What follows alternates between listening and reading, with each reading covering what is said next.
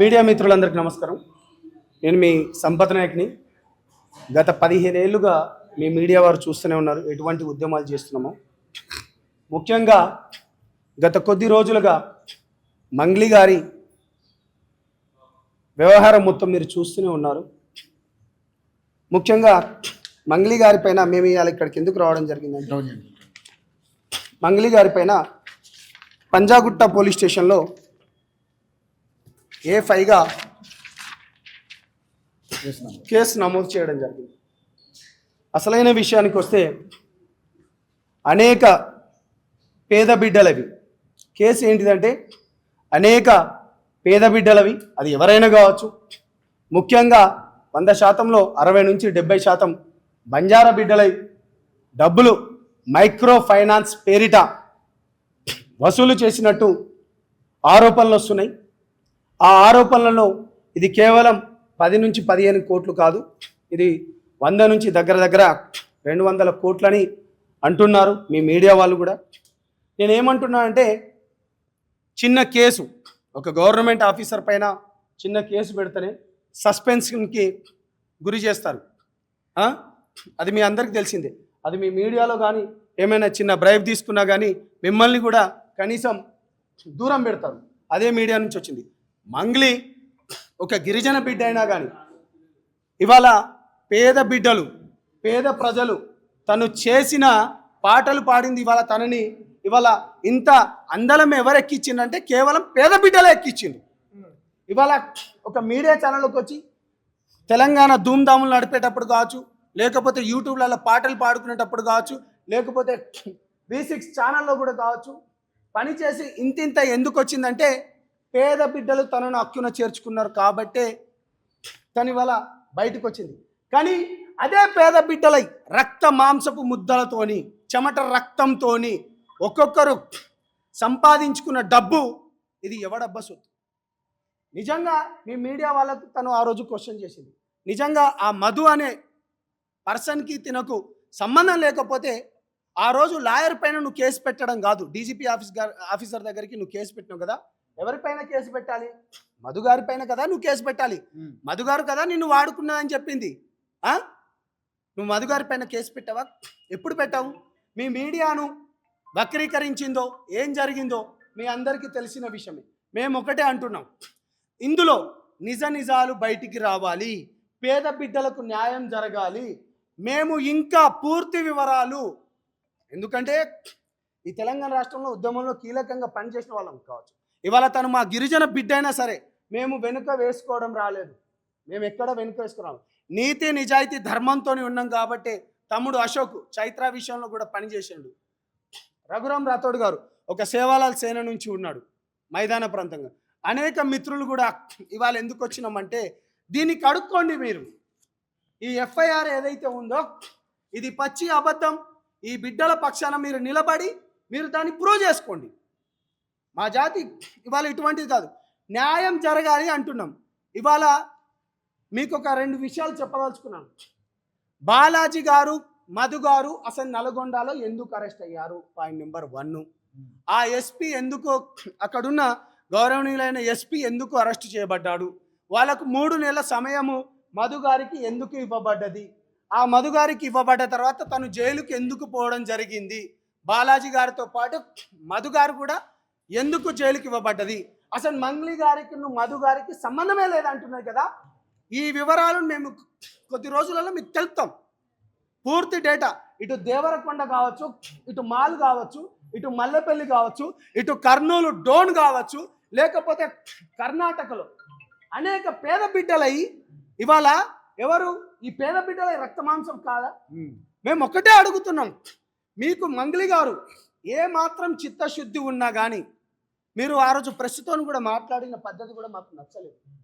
నిజంగానే ఇవాళ మీ ఆడబిడ్డను కదా, మీ ముందు నిలబడ్డాను కదా, మీకెళ్ళి నేను బయటికి వచ్చిన కదా, మీరే కదా నన్ను నిలబెట్టినామంటే మరి ఈ 100 కోట్లది, ఈ 100 నుంచి 100 కోట్లది ఆరోపణలు వస్తున్నాయి. ఈ FIR అయింది, దీనిపైన నిజాలు మీరు బయట పెట్టండి. మేమేం అంటలేము. ఈ నిజాలేందో మాకు తెలుసు, మీకు తెలుసు. ఎందుకంటే నేను ఒక గిరిజన బిడ్డ లేకున్నా, నేను ఒక తెలంగాణ ఉద్యమకారు లేకున్నా. ఏం దేవరకొండ ఎంత కిలోమీటర్ మాకు తెలియవా? ఏమేం జరిగిందో బయట పెట్టాలా అవన్నీ? మాల్ మల్లెపల్లిలో తెలియదా? జహీరాబాద్లో ఏం జరిగిందో తెలియదా? అవన్నీ విత్ సాక్ష్యాలతో పాటు బయట పెడతాం మేము డెఫినెట్గా. మీ బిగ్ టీవీ వాళ్ళకు తెలుసు, మొన్న ఒక ఉస్మానియా బిడ్డ చనిపోయినా కానీ మీ బిగ్ టీవీ వాళ్ళు మంచిగా చేసిండ్రు. నా గురించి మీ అందరికీ తెలిసిందే. నిజాయితీ ఎక్కడున్నా, నీతి నిజం ధర్మం ఎక్కడున్నా మేము దాని గురించి పోరాడతాం. అందుకనే మేము ఇవాళ ప్రొడ్యూసర్ కౌన్సిల్కి ఎందుకు వచ్చినామంటే, ఇవాళ మంగ్లీ గారికి ఫిలింలో ఛాయిస్లు ఇచ్చేది సినిమాకు బలం ఎవరు? ప్రొడ్యూసర్స్. కాబట్టి మేమేమంటున్నామంటే ప్రొడ్యూసర్ అందరికీ ఒకటి ఇచ్చిపోతున్నాను. నేను కూడా ఒక Telangana movie artist association general సెక్రటరీగా గతంలో కూడా నేను మూవీ చేసిన లెక్క కూడా ఉన్నాను. కాబట్టి ప్రొడ్యూసర్లే సినిమాకు కీలకం. కాబట్టి ఇటువంటి ఆరోపణలు వచ్చిన మంగ్లీ గారిని ఇవి నిజాలు అని బయటికి తెలిసేలోపు తనని బహిష్కరించవలసిందిగా ఒక గిరిజన సంఘాలు ఉన్న కానీ, ఒక తెలంగాణ మూమెంట్ కారులు కానీ, లేకపోతే ప్రజల పట్ల నీతి నిజాయితీ ధర్మం గురించి కొట్లాడే వ్యక్తులు లెక్క మేము ఇక్కడికి వచ్చినాం. ప్రొడ్యూసర్ వాళ్ళకు కూడా మేము ఒక రిప్రజెంటేషన్ ఇచ్చినాం. అదేవిధంగా మాకు కూడా కింద ఎవరైతే అసోసియేషన్లో వాళ్ళకు కూడా ఎవరికి నేను అందుకనే అంటున్నాను రవి గారు, సినిమాకు బలం ఎవరు? ప్రొడ్యూసర్స్. అందుకనే నేను నీకు డైరెక్ట్గా వచ్చేసి ఈ ఎఫ్ఐఆర్ కాపీతో పాటు ఈ ప్రొడ్యూసర్స్ వాళ్ళకు తన పైన వచ్చిన ఆరోపణలు మొత్తం కొట్టివేసి, అందుకనే మేము ఒకటే చెప్తున్నాము, ఇక్కడ కార్డు లేకపోయినా ఇవ్వాల్సింది ఎవరు? ప్రొడ్యూసర్స్. అవకాశాలు ఇవ్వాల్సింది ప్రొడ్యూసర్. అందుకనే మేము డైరెక్ట్ ప్రొడ్యూసర్ గారికి వచ్చేసి ఈమె నిజమని, ఎందుకంటే మేము కొట్లాడేది పేద బిడ్డల గురించి. పేదలకు నువ్వు నిజంగా న్యాయం చేయి, బయటికి రా, మీతో పాటు మేము కూడా ఉంటాం. అంతే తప్పించి విక్టిమ్ కార్డు వాడకండి, దయచేసి విక్టిమ్ కార్డు వాడకండి. బంజారా అంటేనే నీతి నిజాయితీ ధర్మం గురించి కొట్లాడాడు. మాది లకీసా బంజారా లేకపోతే శివాలాల్ మహారాజ్ వారసులం. మేము ధర్మం గురించి కొట్లాడతాం. మేము ఏమంటున్నాం అంటే ఒకటే, ఆ మోసపోయిన బిడ్డలలో మెజారిటీ పర్సెంట్ కూడా 60 నుంచి 70% బంజారా బిడ్డల డబ్బులే కదా. ఇవాళ నువ్వు విక్టిమ్ కార్డు వాడనవసరం లేదు కదా. అంటే నువ్వు ఇలా హత్య చేసి ఒకవేళ ఆరోపణలు వస్తే అది కాదు అనే నిజమేది దాంది వస్తారు.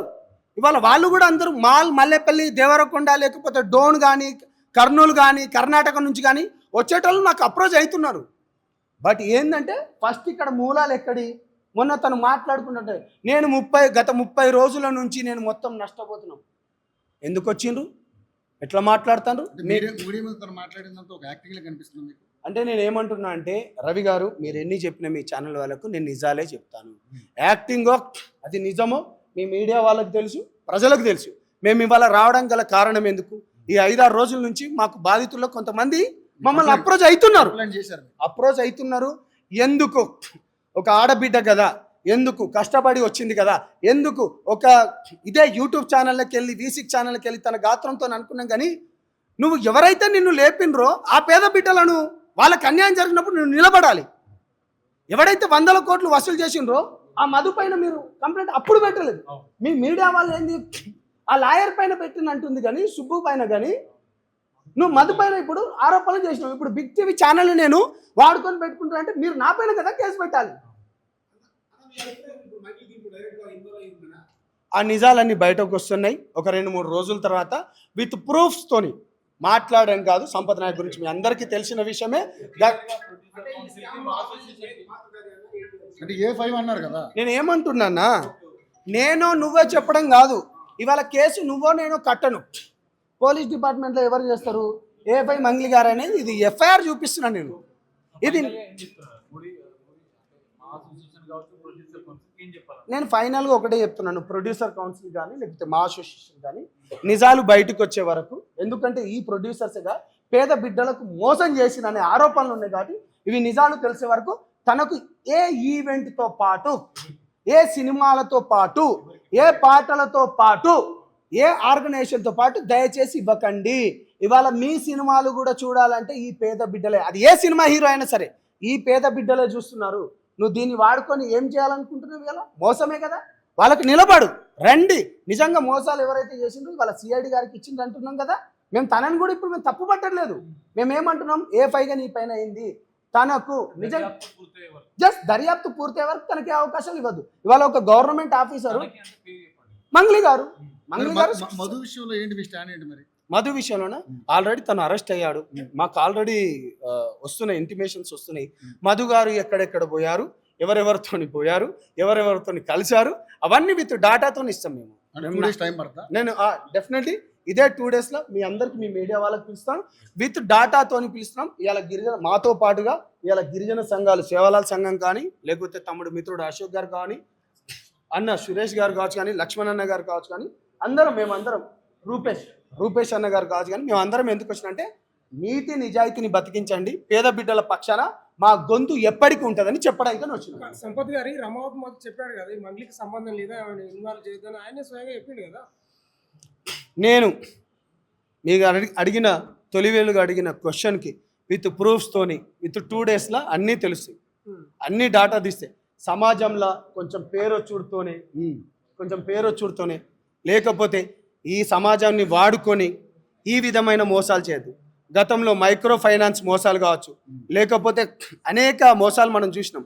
ఇవాళ మీకు కనిపించడానికి ఇవి 5 లక్షలు 10 లక్షలు కనిపిస్తున్నాయి కావచ్చు, కానీ ఇవాళ వాళ్ళ బిడ్డలకు ఇవాళ వాళ్ళ పెళ్ళిళ్ళు వాళ్ళు పుస్తలు అమ్ముకొని అనేక మంది వాళ్ళ డబ్బులు ఇచ్చింది. మాకు నిజాలు మా దగ్గర కొంతమంది వస్తున్నారు, ఆరోపణలు మాకు వస్తున్నాయి, వాళ్ళకు భయభ్రాంతులకు గురి చేస్తున్నారు. ఒకవేళ మీరు కానీ బయటికి ప్రెస్ వాళ్ళకు మీడియాకు వచ్చి చెప్తే మేము మీకు ఇచ్చే డబ్బులు కూడా ఇవ్వం, మేము జైల్లోకి పోతాం కావాలనుకుంటా అంటున్నారు. అవి లేదు, నేను విత్ సాక్ష్యంతో వస్తాను, విత్ వీడియోస్ ప్రూఫ్స్తో ఇస్తాను. బిగ్ టీవీ వాళ్ళకు, తొలివేలు వాళ్ళకు, యోయో ఛానల్ వాళ్ళకు, ఏబిఎన్ వాళ్ళకు, మొన్న ఏబిఎన్ కూడా ఒక విద్యార్థి చనిపోతే బాగా క్రియేట్ చేసి బాగా చూపించింది. మేము ప్రతి ఒక్కరికి విత్ వీడియో విజువల్తో మేము వస్తాం, విత్ ప్రూఫ్స్తో వస్తాం. అంతవరకు ఆరోపణలు ఉన్నాయి కాబట్టి గిరిజన సంఘాలు మందికి మద్దతు ఇస్తూనే కొంతమంది మీడియా వాళ్ళు ఆమెను తప్పుగా చిత్రీకరిస్తున్నారు, ఆమెను బదనాం చేసే ప్రయత్నం చేస్తున్నారు, కామెంట్ చేస్తున్నారు. సో గిరిజన సంఘాలు వాళ్ళకి ఏమైనా చెప్పదలుచుకున్నారు? నేను ఎవరి అభిప్రాయం వాళ్ళకు ఉంటుందన్న డెఫినెట్గా చెప్తున్నాం. మిగతా కమ్యూనిటీ విషయాలకు వస్తే ఎటువంటి ఇక నేను ఈ విషయాల్లో చెప్పుకోలేను, ఎటువంటి మతాల పేరుతో పెళ్ళిళ్ళు చేసుకుంటారో అటువంటి వాళ్ళకు కూడా ఎటువంటి వాళ్ళు మతాలు సపోర్ట్ చేసుకుంటారో మీ అందరికి తెలిసిందే. కానీ మేము ఆ కోవకు రాము, మేము లకీసా బంజారా వారసులం. నీతి నిజాయితీ ధర్మం ఉంది కాబట్టి ఆ బుడదను మీరు చల్లుకొని, మేము ఆమెకు కూడా ఏంటంటే మీరు కడిగిన ముత్యం లెక్క బయటికి రండి అంటున్నాం. మేము ఒకటే అంటున్నాం, ఇక్కడ ఉన్నాయని ఆ ఆరోపణలు తుడిపేసుకోండి.